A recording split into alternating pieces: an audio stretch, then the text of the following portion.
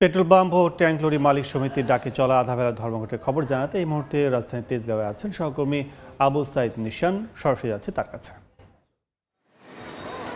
তেল বিক্রির কমিশন ন্যূনতম 7% করা সহ 10 দফা দাবিতে আধা বেলা ধর্মঘটের ডাক দিয়েছেন পেট্রোল বাংলা মালিক এবং ট্যাঙ্ক লরি ঐক্য পরিষদ। এবং আমরা যেটা দেখতে পাচ্ছি যে আমরা এখন তেজগাঁয়ের সিটি ফিলিং স্টেশনে আছি।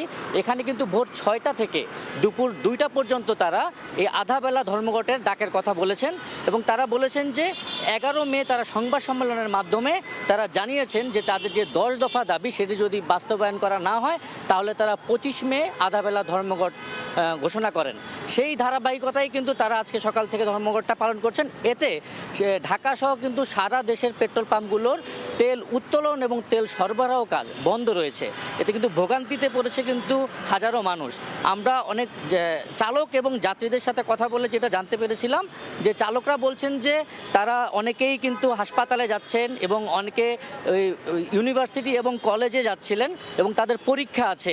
এই মুহূর্তে হঠাৎ করে এই তেল বন্ধের ঘটনায় যা তারা বিভ্রান্তিতে এবং ভোগান্তিতে পড়েছেন এবং তারা বলছেন যে এই যে হঠাৎ করে যে তেল পাম্পে এসে তারা যে তেল বন্ধ ঘোষণা দেখতেছেন সেটি কিন্তু তারা আগে জানতেন না এবং এতে কিন্তু অনেকেই কিন্তু গুরুত্বপূর্ণ মিটিং এবং পরীক্ষা থেকে তারা কিন্তু বঞ্চিত হচ্ছেন বলে আমাদেরকে জানিয়েছেন।